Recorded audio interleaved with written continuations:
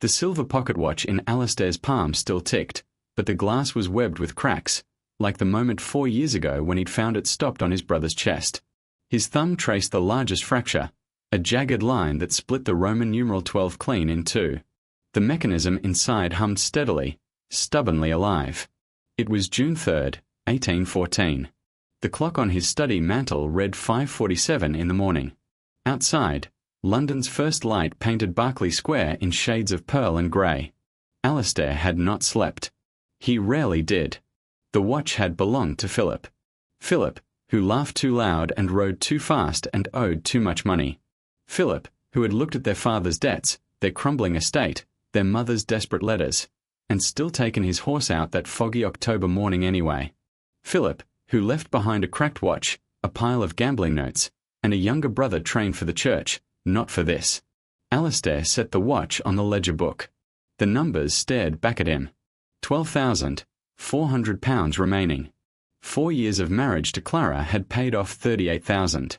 One more harvest, one more tenant lease, one more season of pinching every candle stub, and the Ashby estate would breathe again. A floorboard creaked overhead. He looked up. Her room was directly above the study. He knew her footsteps now, the same way he knew the sound of the old boiler groaning to life or the milk cart arriving on Bedford Street. Clara's tread was light, deliberate. She never rang for the maid. She dressed herself, pinned her own hair, and came downstairs at exactly 10 minutes past 7 each morning. It was now 6:02. She was early. Alistair closed the ledger. He did not go to her. The morning light crept across his desk, warming the brass inkwell, catching the dust motes floating above the unpaid invoices. His coffee had gone cold an hour ago. He drank it anyway, the bitterness grounding him in the way prayer never quite managed anymore. At 7 exactly, he heard the dining room door open. He folded the watch into his waistcoat pocket, left side, over his heart, and went to face the day. Clara was already seated when he arrived. She wore a morning dress of soft grey muslin, the colour of November skies. Her hair, the warm brown of freshly turned earth, was coiled neatly at her nape. She looked up as he entered and smiled. It was, he thought, an extraordinary amount of effort for someone receiving so very little in return. "Good morning, my lord." "Clara." He took his seat at the opposite end of the table. 18 feet of mahogany between them. It had seemed appropriate when his mother arranged the furniture. Now it merely felt like a distance he no longer knew how to cross. The footman poured tea. Clara buttered a slice of toast with methodical precision, spreading the butter to every corner, leaving no edge bare. Alistair watched her hands. They were capable hands, he'd noticed early on, not the soft, idle hands of the debutantes his mother had paraded before him. Clara's fingers were quick, sure. She mended her own gloves. She planted bulbs in the garden herself, dirt under her nails, sleeves rolled to the elbow. She had arrived at Ashby House with 2 trunks and a box of rose cuttings wrapped in damp newspaper. The grocer's daughter. That was how his mother introduced her, the single time they'd met before the wedding. Miss Clara Wells, whose father sold flour and sugar on Drury Lane. Miss Clara Wells, whose dowry of £5,000 had come from 30 years of early mornings and bruised knuckles and customers who never said thank you. Alistair had married her 4 days later. He had not kissed her at the altar. He had not kissed her since. "You're staring at my hands again," Clara said. He looked away.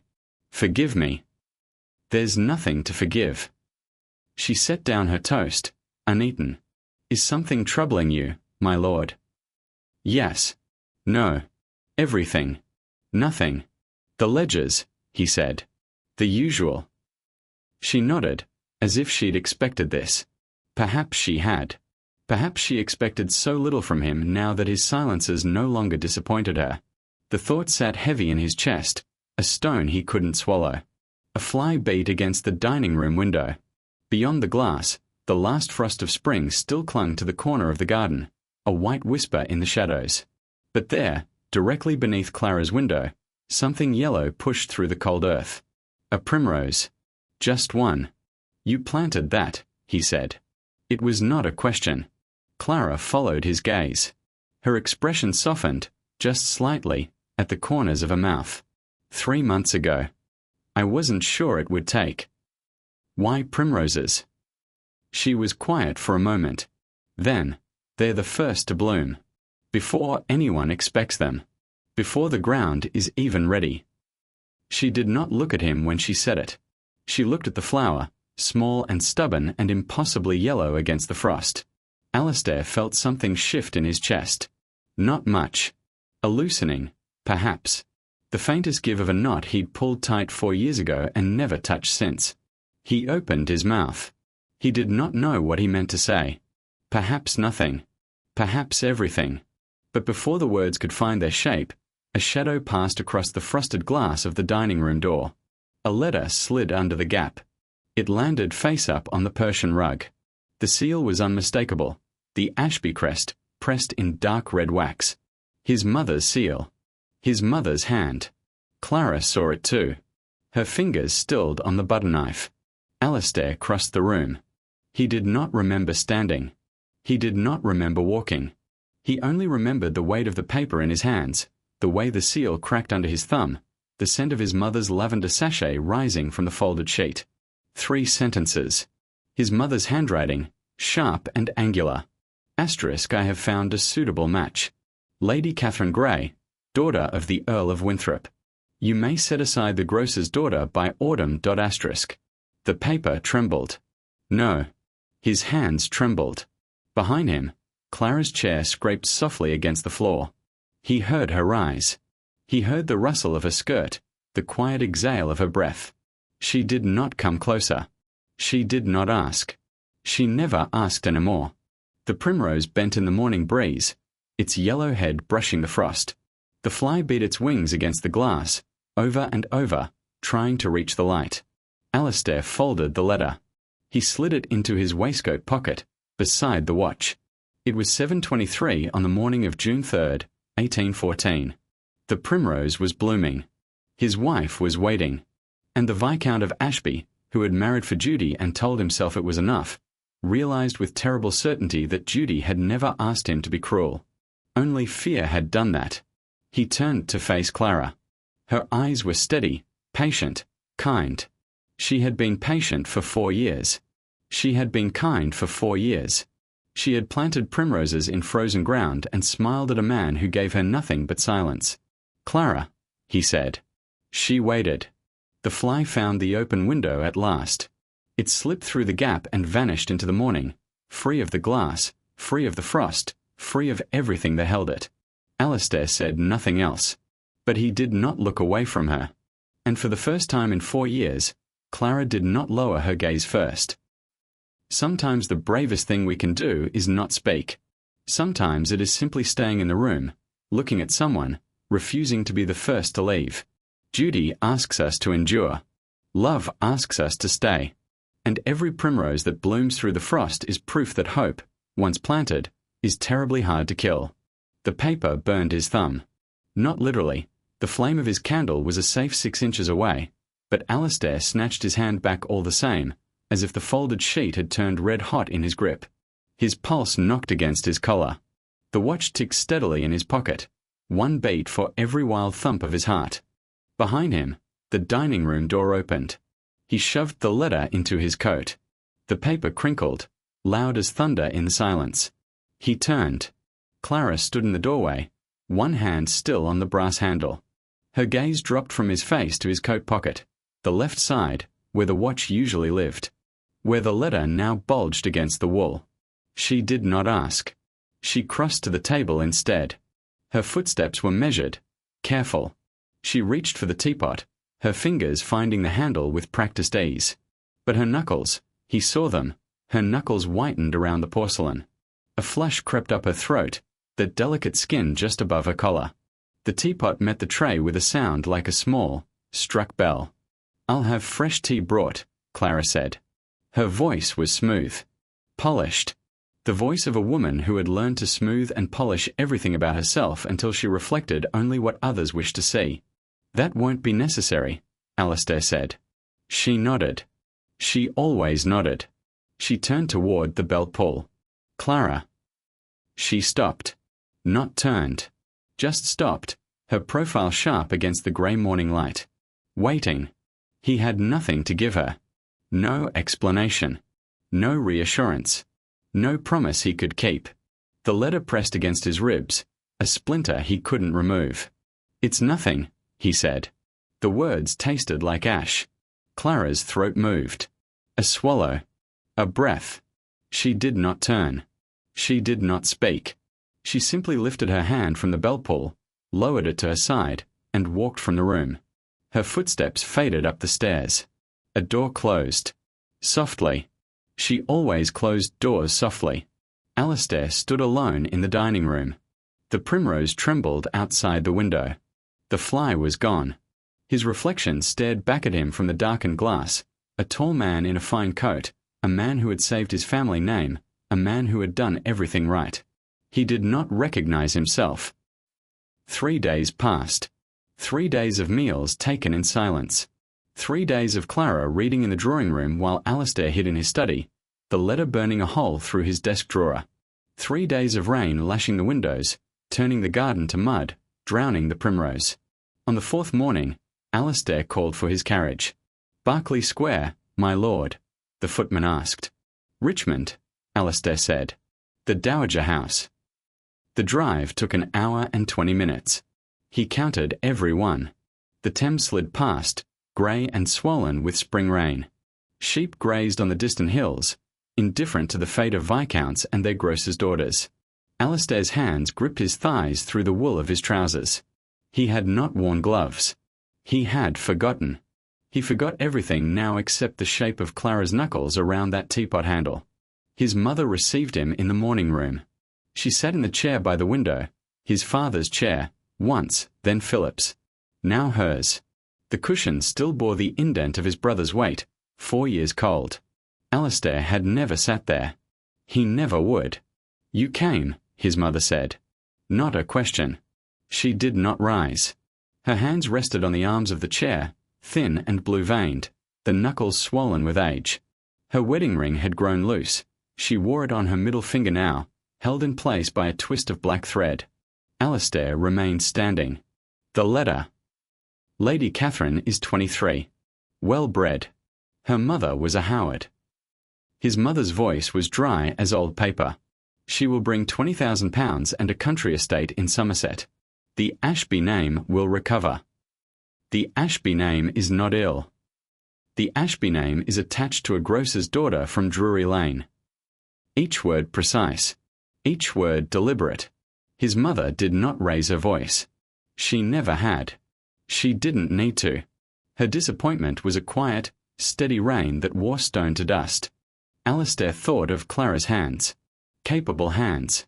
Mending gloves, planting bulbs, pouring tea for a man who could not meet her eyes. He thought of the primrose, drowning in the rain. He thought of the way she'd said "my lord" this morning, soft and distant, the syllables a door closing. "No," he said. His mother's fingers stilled on the chair arm. "No. I will not set her aside." The silence stretched. A log shifted in the hearth.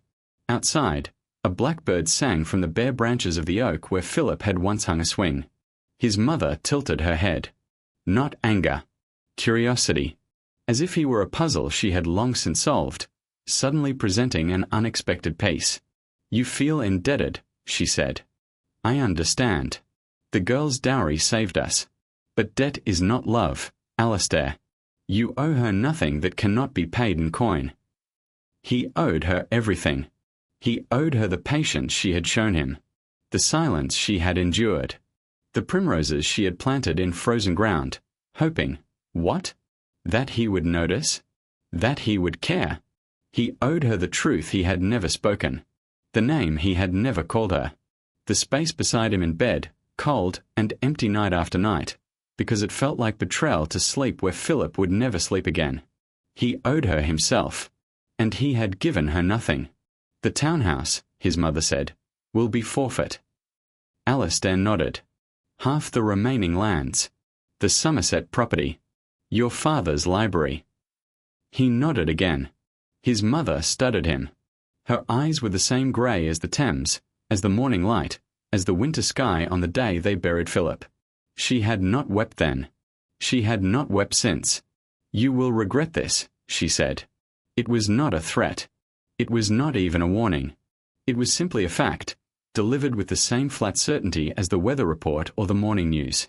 Perhaps, Alistair said, but I will regret letting her go more. He left his mother in her chair by the window. The blackbird sang on.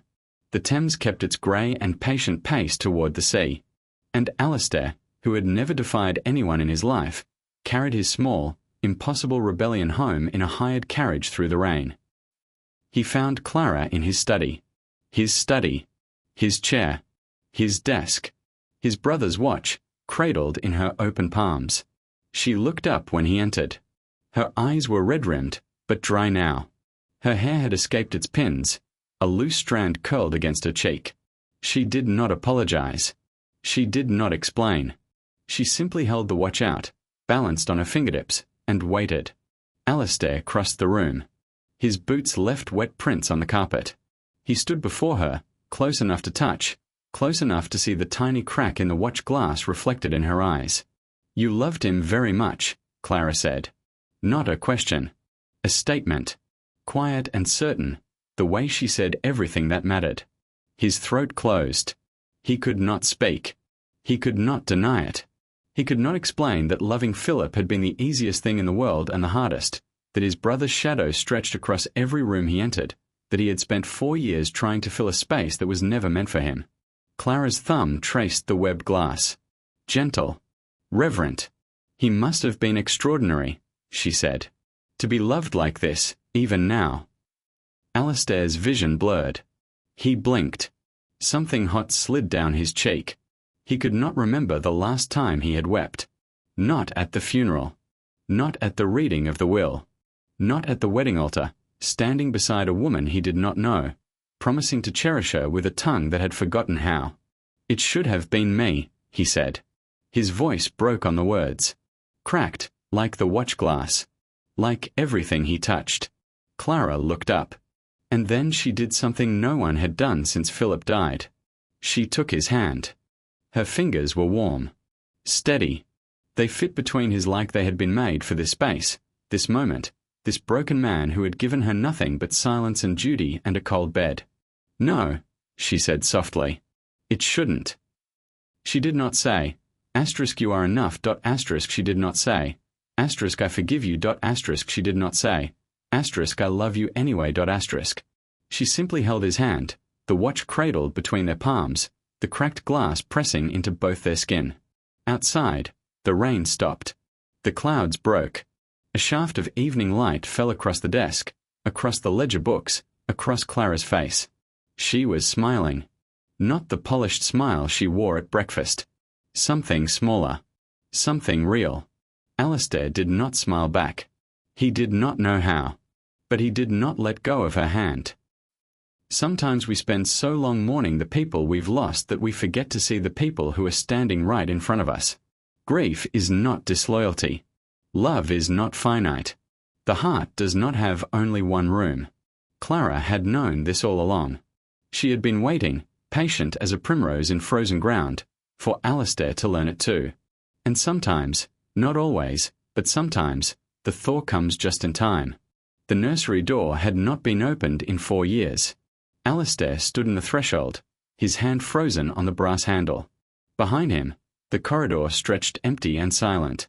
Before him, dust motes swirled in the thin September light, dancing above a rocking horse with cracked leather ears and a crib that would never hold a child. His child. Clara's child. The child that would never come. He had not meant to come here. The carriage to his mother's estate waited on the street below.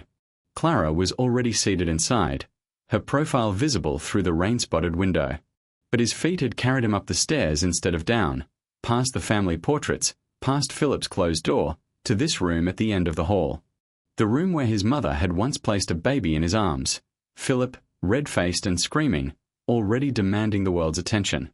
The room where Alistair had slept as a boy, before Philip got sick and needed the larger chamber. The room that would have been his son's. Would have been. Could have been. Should have been. He closed the door. The latch clicked softly, a sound like a period at the end of an unwritten sentence. The carriage swayed along the Richmond Road. September 12, 1814. 3 months since the letter. 3 months since he had held Clara's hand in his study. 3 months of careful politeness, of meals taken together, of separate doors that remained firmly closed each night. Alistair sat with his back against the squabs, watching the countryside blur past.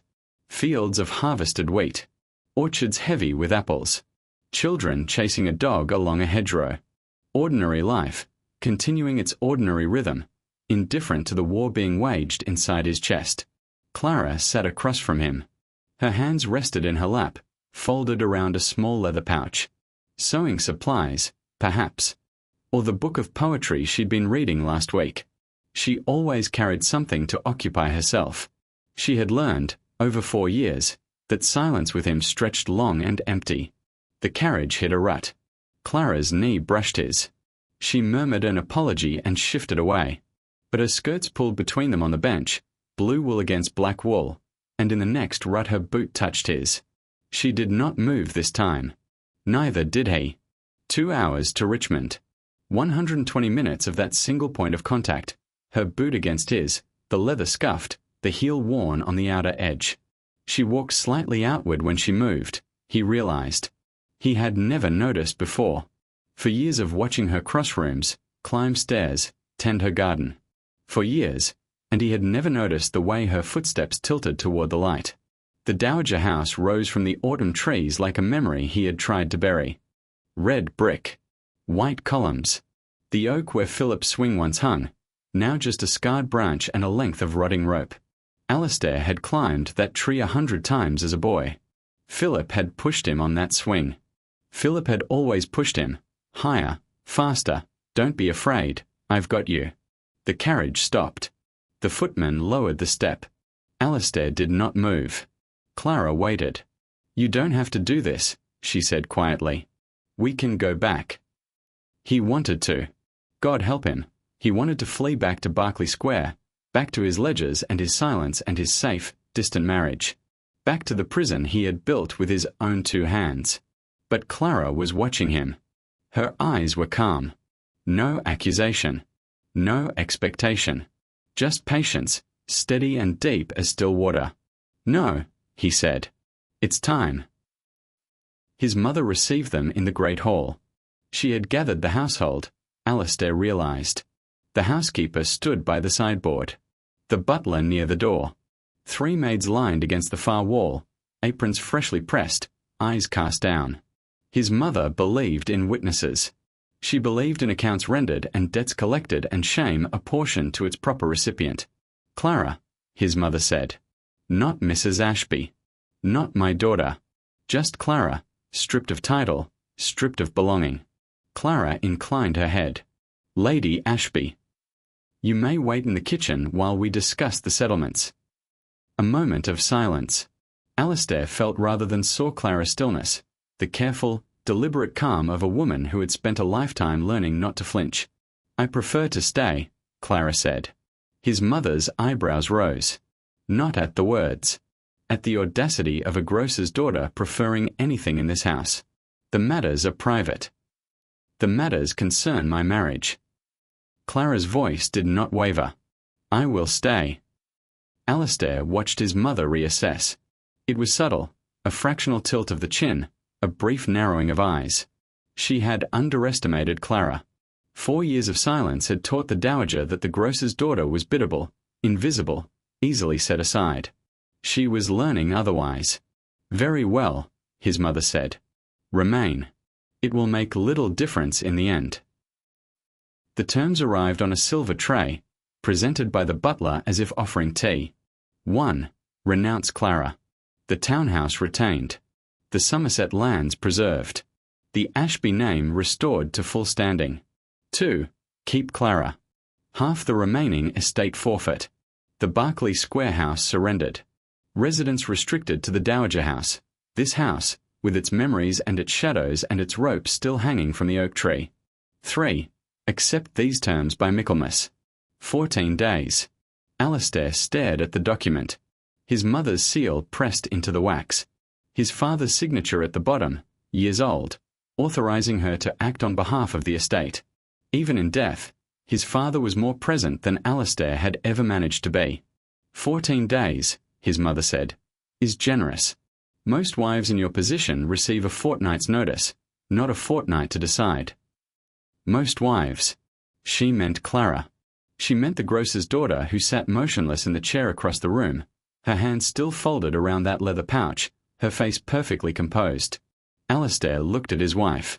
She was not looking at him. She was watching the rain stream down the tall windows, her gaze distant, lost. He had seen that look before, at breakfast, in the garden, in the carriage that morning. He had always assumed she was bored, distracted, imagining herself elsewhere, with someone who deserved her. He understood now. She was not imagining elsewhere. She was not wishing for escape. She was simply waiting, for him to speak, to act, to choose. She had been waiting for 4 years. She would wait 14 more days. And then what? His mother rose. The interview was over. She crossed to Clara, stopping before her chair, close enough that Clara had to tilt her head back to meet her gaze. You understand, his mother said softly, that this is not personal. I bear you no ill will. You saved my son from ruin, and I am grateful. But gratitude is not a foundation for dynasty. Clara's hands tightened on the leather pouch. I am not his debt, she said. Her voice was quiet, steady, the voice of a woman who had spent her childhood carrying sacks of flour up Drury Lane stairs, who had learned to stand straight under the weight. I am his wife. His mother smiled. It was not a kind smile. For now, she said. For now. The carriage home moved slower. Rain hammered the roof. The windows fogged. Outside, the Thames had swallowed the horizon, grey bleeding into grey until there was no distinction between water and sky. Alistair sat across from Clara. Her boot no longer touched his. She had withdrawn into herself, hands still folded, face still composed. But her fingers moved against the leather pouch, a small, restless motion, like a bird testing its cage. He should speak. He should reach for her. He should say something, anything, to bridge the distance that had grown between them over 4 years of silence. Instead, he watched the rain. And then Clara spoke. I was 12, she said, the first time my father couldn't pay the rent. Alistair looked up. Her gaze was fixed on her hands, on the pouch she had finally opened. Inside, a small sewing kit, a thimble, a scrap of yellow fabric. The landlord came on a Tuesday. He was a large man with a red face and a watch chain across his stomach. My mother hid me in the flour barrel. Her thumb traced the thimble. I sat in the dark for 2 hours, listening to my father beg. The carriage swayed. The rain continued its relentless drumming. He never begged again. He worked 16 hours a day. He sold his mother's brooch. He sold his Sunday coat. He built a business from nothing but bruised knuckles and customers who paid in halfpennies. She looked up. When the marriage offer came, he said I didn't have to accept. He would find another way. He would always find another way. Her eyes were bright.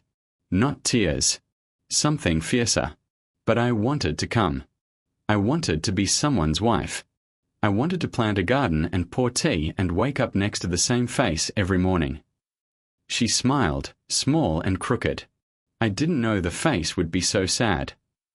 Alistair could not breathe. I thought, Clara said, if I was patient enough, kind enough, if I never asked for anything, never demanded, never pushed, eventually you would see me. Not as a debt. Not as a duty. Just as Clara. She set down the thimble. But you never did. The rain filled the silence. Alistair opened his mouth. No words came. His throat was full of stones, the weight of 4 years pressing down on his chest. Clara looked at him. Really looked. Her gaze travelled across his face, his eyes, his mouth, the lines he had earned from too many sleepless nights and too much unspoken grief. I know about Philip, she said quietly. I know about the watch. I know you think you died in that fog with him, and the man who came back is just filling space. She leaned forward. But I see you, Alistair. Not the space. Not the shadow. You. His vision blurred. He blinked, and something hot spilled down his cheek.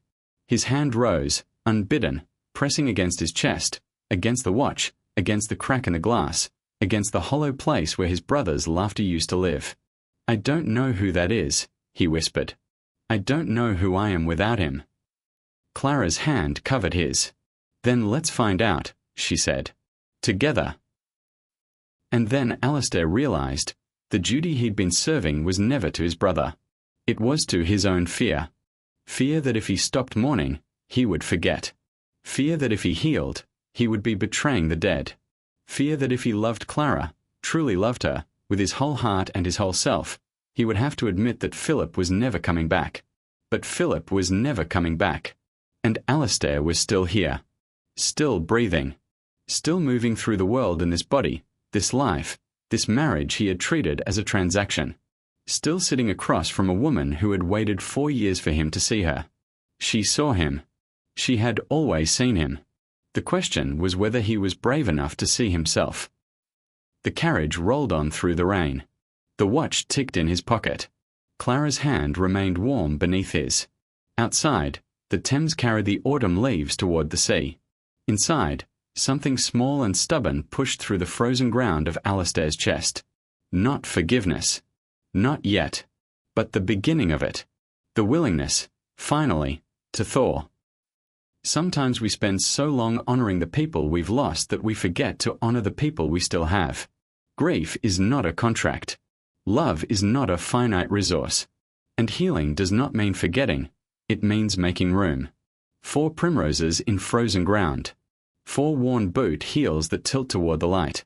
For a woman who has been patient long enough, and a man who is finally ready to stop running from himself. The thaw is always possible.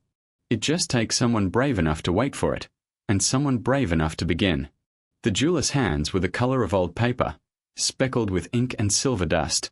Alistair watched those hands work the tiny screws, separating the backplate from the casing, revealing the heartbeat of the watch he had carried for 4 years. The mechanism gleamed in the morning light streaming through the shop window on Hatton Garden. Copper wheels.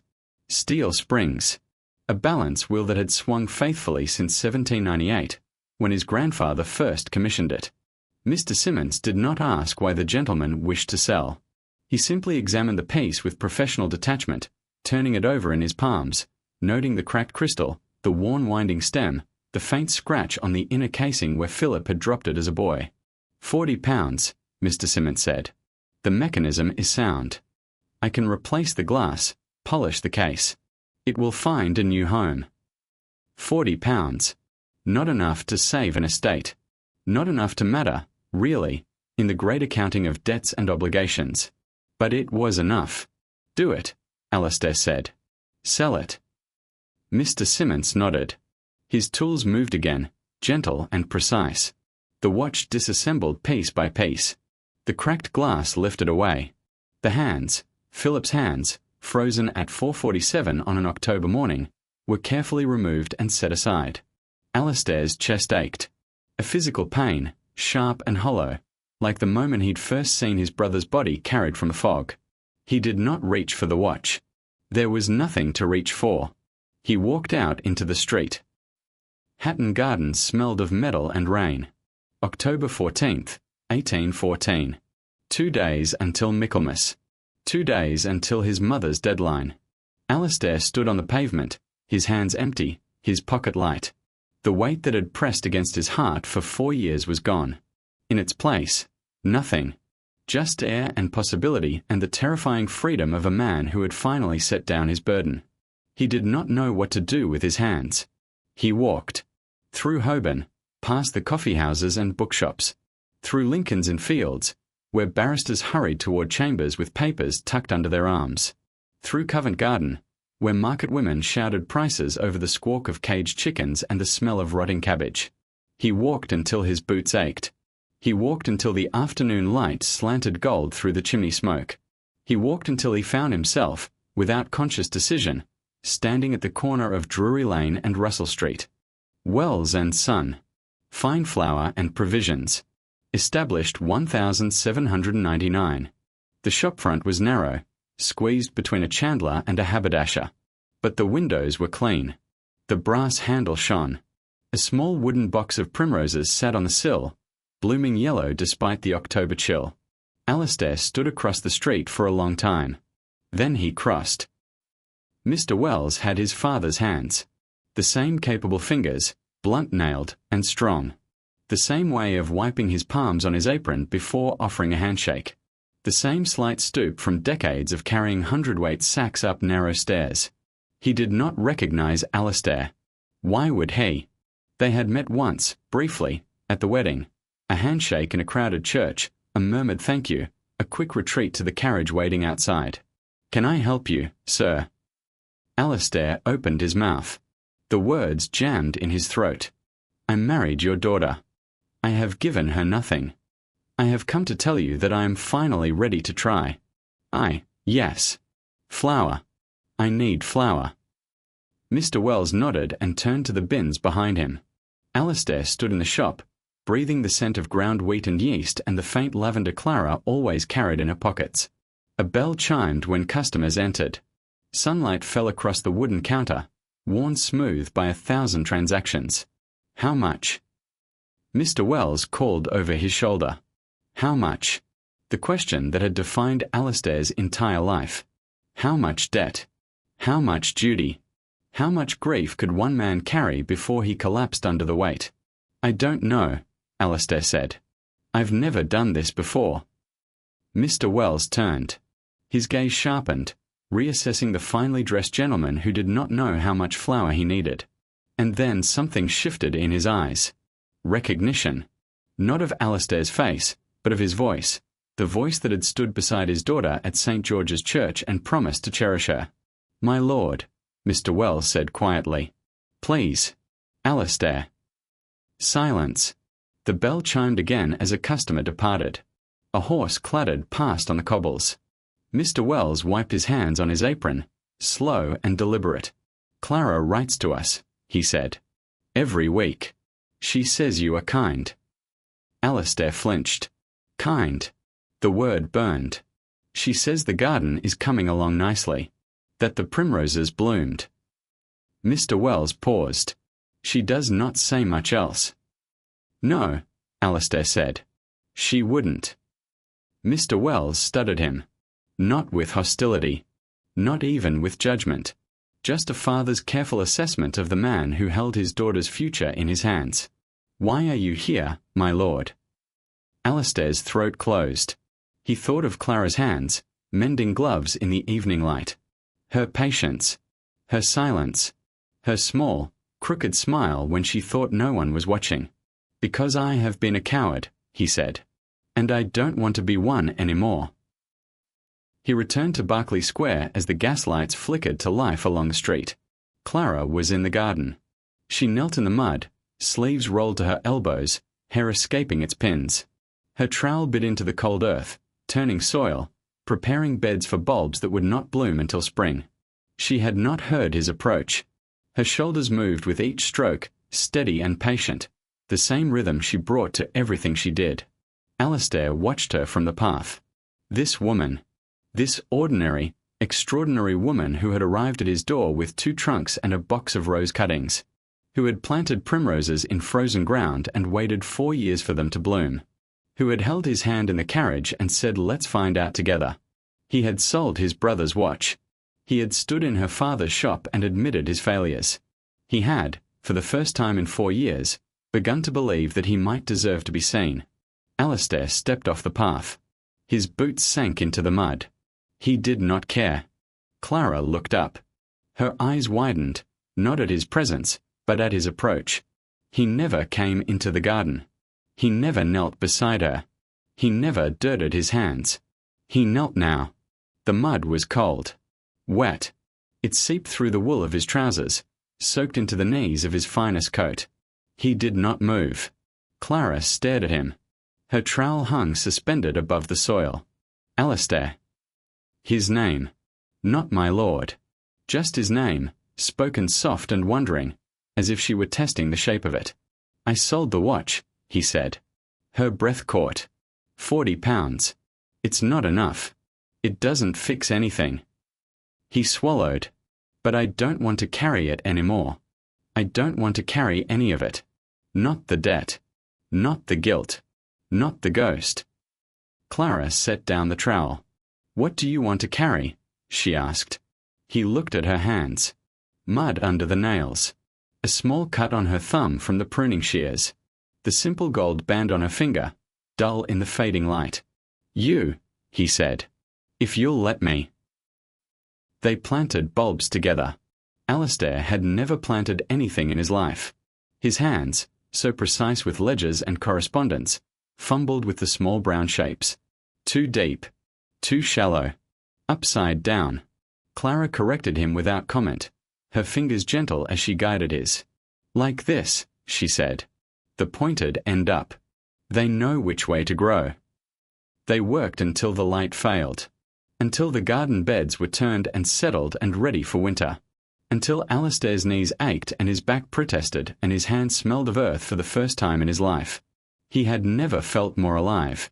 When they finished, Clara sat back on her heels. Her cheeks were flushed. A smear of mud crossed her forehead. She looked at the garden, at the neat rows of planted bulbs, at the primrose bed waiting for spring. Then she looked at him. Why now? She asked. Alistair considered the question. Not the easy answer, the deadline, his mother, the imminent loss of everything he had spent 4 years preserving. Those were reasons. They were not the reason. Because I saw you, he said. Really saw you. In the carriage. In the garden. In my study, holding the watch like it was something precious instead of something broken. He paused. You never stopped seeing me. Even when I gave you nothing to see. Clara's eyes glistened. You were never nothing, she whispered. That night, Alistair wrote the letter. Not to his mother. He would face her tomorrow, in person, with Clara beside him. This letter was to the solicitor who managed the Ashby estate. Asterisk effective immediately, the Berkeley Square property is to be transferred to the tenure of Mrs. Clara Ashby. All income from the Somerset lands, following settlement of outstanding debts, shall be held in her name. Should our marriage produce children, the estate will pass to them according to the terms of the original entail. Should it not, the property remains hers in perpetuity. He signed his name. Not Viscount Ashby. Not the title he had inherited over his brother's cold body. Alistair. He sealed the letter, pressed his mother's ring into the wax, and set it aside. The watch was gone. The debt was nearly paid. The estate he had sacrificed 4 years to preserve might soon be forfeit. And for the first time since his brother died, Alistair did not care. His mother arrived at dawn. October 16th, 1814. Michaelmas. The deadline. She did not knock. She walked through the front door of Berkeley Square as if she still owned it, which, technically, she did. Until noon. Alistair met her in the foyer. You have made your decision. His mother did not waste words. Yes. She waited. He did not speak. Well. Alistair stepped aside. Behind him, at the top of the stairs, Clara stood in her grey morning dress. Her hands were steady. Her gaze was steady. Everything about her was steady. This woman who had waited 4 years for him to become the man she always believed he could be. The decision, Alistair said, is not mine alone to make. His mother's expression flickered. Surprise. Displeasure. Perhaps, beneath it, something else, something that might have been recognition. He was not his father. He was not Philip. He was someone else entirely, someone still learning who he wanted to be. Clara descended the stairs. Her hand found his. Warm. Steady. Real. His mother opened her mouth. Alistair stepped forward, placing himself between her and Clara. Not aggressively. Not triumphantly. Just, firmly. Certainly. Like a man who had finally found his ground. No further, he said. His mother stared at him. No further, he repeated. Not one step. Not one word. She stays. I stay. We stay. The morning light fell through the transom window, catching the dust motes, illuminating the 3 women standing in his foyer, his mother, his wife, and the ghost of the man he used to be. You will lose everything, his mother said. No, Alistair said. I will lose property. I will lose position. I will lose a house that never felt like home. He looked at Clara. But I will keep her. Sometimes the bravest thing we can do is not fight. Sometimes it is not flee. Sometimes it is simply, finally, to stand. Not for duty. Not for debt. Not for the memory of the dead. For the living. For the woman who has been waiting in the garden. For the life that has been waiting on the other side of grief. Alistair stood in his foyer, holding his wife's hand, watching his mother's face shift through disbelief and anger into something quieter. He did not know what came next. But for the first time in 4 years, he was ready to find out. The bulbs were planted. The watch was sold. The letter was sealed. And somewhere in the cold October earth, small green shoots were already reaching toward the light. The pocket watch sat on the nightstand, its glass smooth and clear. No cracks. No webbing. No ghost of Philip's final moment frozen under Roman numeral 12. Just the steady sweep of the second hand, round and round, marking ordinary time in an ordinary room on an ordinary morning. It was 7:03 on March 21st, 1816. Nearly 2 years since the letter. 1 year since the move. 18 months since Alistair had stood in his foyer and told his mother no further. The watch had found its way back to him 6 months after he sold it. Mr. Simmons sent a note. Asterisk, the gentleman who purchased it wished you to have it. He said a watch like this belongs with someone who understands its weight. Asterisk. Alistair had not asked who the gentleman was. He suspected his father-in-law. He suspected Clara. He suspected, sometimes, that the world was kinder than he had ever allowed himself to believe. He did not wind the watch anymore. It kept its own time now. Beside it, in a silver thimble no larger than his thumb, a single primrose bent toward the window. Clara slept with her hair loose. This was still new to him, waking beside her, watching the slow rise and fall of her breathing, the way her fingers curled against the pillowcase. For 4 years he had slept alone in his room and she had slept alone in hers. Separate doors. Separate lives. 2 people sharing a house and nothing else. Now her hair spilled across his pillow. 1 strand lay across her cheek, stirring with each exhale. Her lips were slightly parted. Her skin held the warmth of sleep. Alistair did not move. He had woken early, as he always did. But instead of rising to review ledgers or pace his study or count the hours until he could retreat into silence again, he simply lay there, watching, listening to the birds outside, feeling the weight of her hand, which had drifted across the mattress sometime in the night and now rested against his chest. Her palm was warm. Her wedding band pressed gently through his linen shirt. The watch ticked. The primrose swayed. The morning light crept across the ceiling, soft and patient. Clara's eyelids fluttered. "Good morning," she murmured. Not yet awake. Just reaching toward consciousness, her voice slow and sleepy. "Good morning," Alistair said. She smiled without opening her eyes. Her fingers curled against his chest. "You stayed."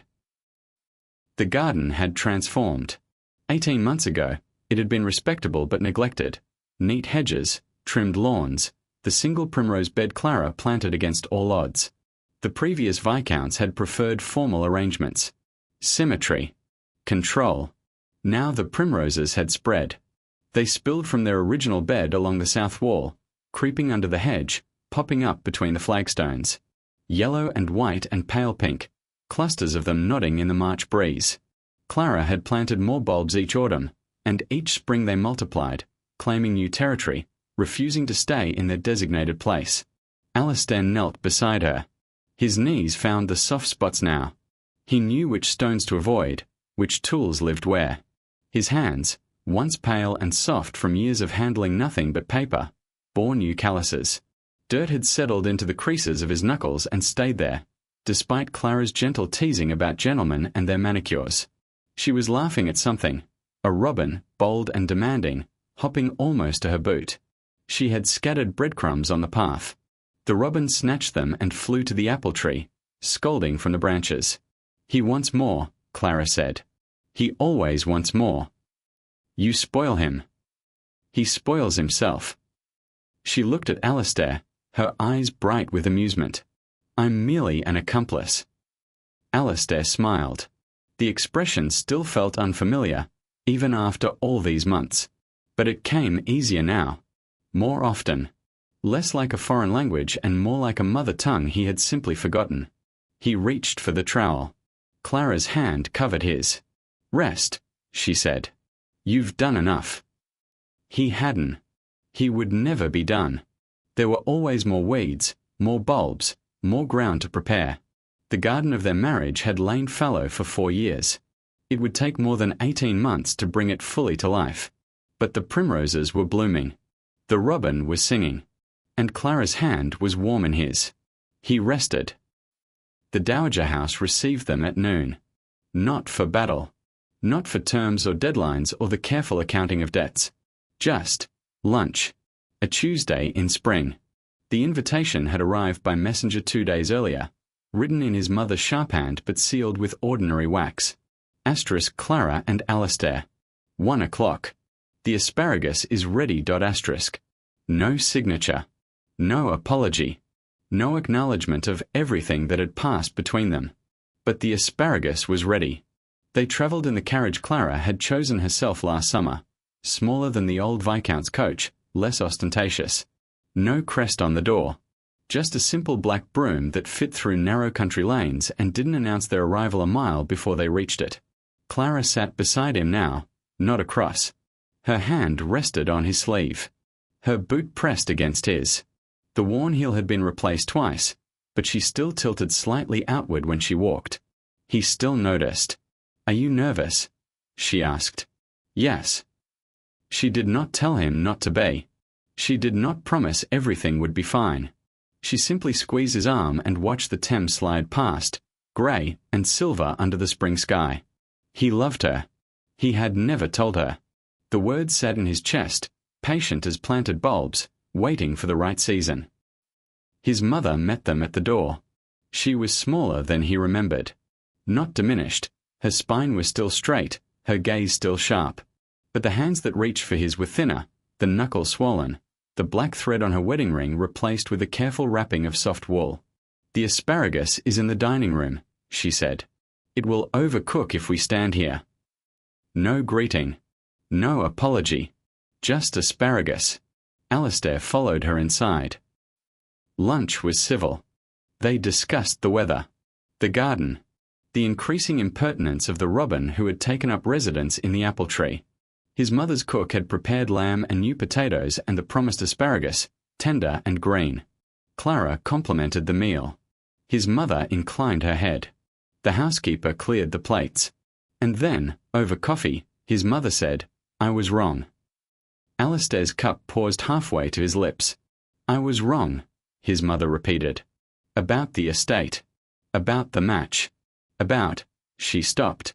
Her hands gripped her own cup, knuckles white against the porcelain. About many things. The clock ticked. Philip's swing hung silent from the oak tree. Clara sat very still. I spent 30 years preserving this family's name, his mother said. I married a man who did not love me. I raised sons who barely knew me. I buried one and lost the other to his own grief and could not find the words to call him back. She looked at Alistair. Her eyes were the same grey as the Thames, as the winter sky, as the morning light on the day they buried his brother. I was wrong, she said. And I am sorry. Alistair did not speak. He could not speak. The words he had waited years to hear, decades, perhaps, had arrived at last, and he did not know what to do with them. Forgiveness sat in his chest, heavy and unfamiliar. Beside him, Clara's hand found his. You came, Clara said quietly. To his mother. That matters. His mother's gaze shifted to her daughter-in-law. The grocer's daughter. The woman she had called a debt, a transaction, a placeholder until a suitable match could be arranged. You planted primroses, his mother said. Clara blinked. Yes. In the frost. Before the ground was ready. Yes. His mother was quiet for a long moment. Then, slowly, her mouth curved into something that was not quite a smile but was no longer the sharp, assessing line Alistair had known his entire life. They bloomed, she said. Despite everything. Clara nodded. Yes, she said. They do that. They left Richmond as the afternoon light turned gold. His mother stood at the door, smaller than before, one hand raised in farewell. The blackbirds sang from the oak tree. The rope swing was gone. Alistair noticed it for the first time, the branch smooth where the rope had been cut, the scar already healing. He had not asked. His mother had not explained. Some things, perhaps, did not need words. The carriage carried them home through the lengthening shadows. Clara leaned against his shoulder, drowsy with food and wine and the strange, exhausting labour of receiving an apology 30 years in the making. Her hand rested on her stomach, a small gesture, unconscious. She had been doing that more often lately. Alistair looked at her profile against the window. The soft curve of her cheek. The loose strand of hair that always escaped its pins. The faint flush across her collarbone. Clara, he said. She opened her eyes. I love you. The words fell into the silence. Simple. Ordinary. 3 years and 8 months of marriage, and he had never said them aloud. Clara's eyes filled. I know, she whispered. I've always known. She did not say it back. She did not need to. Her hand found his. Her thumb traced his knuckles, slow and steady, the same rhythm she used when planting bulbs, when mending gloves, when waiting for frozen ground to finally thaw. The carriage rolled on. The watch ticked in his pocket. Outside, the first stars pricked the twilight sky. They reached Berkeley Square as the gaslights flickered to life. Alistair helped Clara down from the carriage. Her hand was warm in his. Her boots met the cobblestones with that slight outward tilt, the worn heel catching the light. Tomorrow, she said, I'll plant more bulbs. Where? She considered. The north border. It needs more yellow. Alistair nodded. He would kneel beside her. He would dig holes and fumble with bulbs and accept her patient corrections.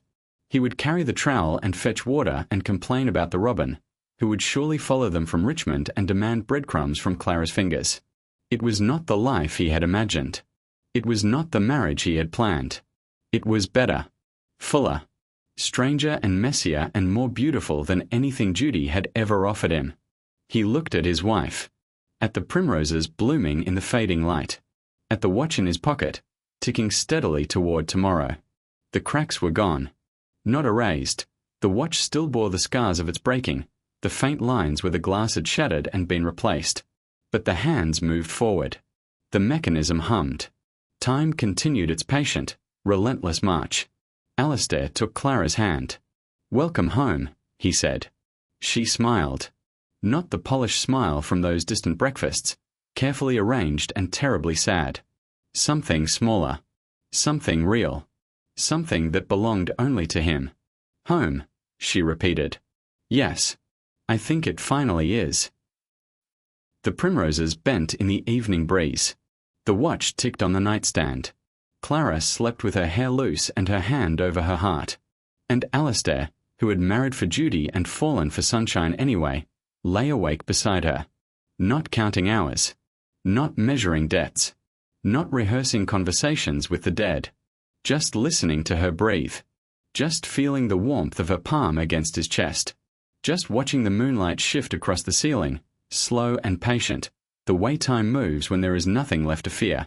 Tomorrow there would be bulbs to plant, weeds to pull, a robin to feed and a mother to forgive and a life to build, day by ordinary day. Tomorrow there would be work. Tonight there was this. Her hand in his. Her breath slow and steady. The watch ticking toward morning. Outside, the garden slept. But beneath the cold March earth, the primroses were already reaching toward the light. Sometimes we spend years waiting for a moment that arrives without fanfare. No orchestras. No thunderbolts. No sudden, dramatic transformation. Just a Tuesday. Just asparagus. Just a woman's hand in yours, warm and familiar, as you walk together into the ordinary miracle of another day. The cracks remain. They do not vanish. But they no longer define us. They become part of the story, Not the headline, not the ending, just one chapter among many. We are not our wounds. We are what grows through them. And every primrose that blooms through the frost is proof that hope, once planted, is terribly, wonderfully, stubbornly hard to kill. The watch ticks on. The garden waits. And two people, still learning each other's rhythms, kneel together in the mud. It is enough. It is everything.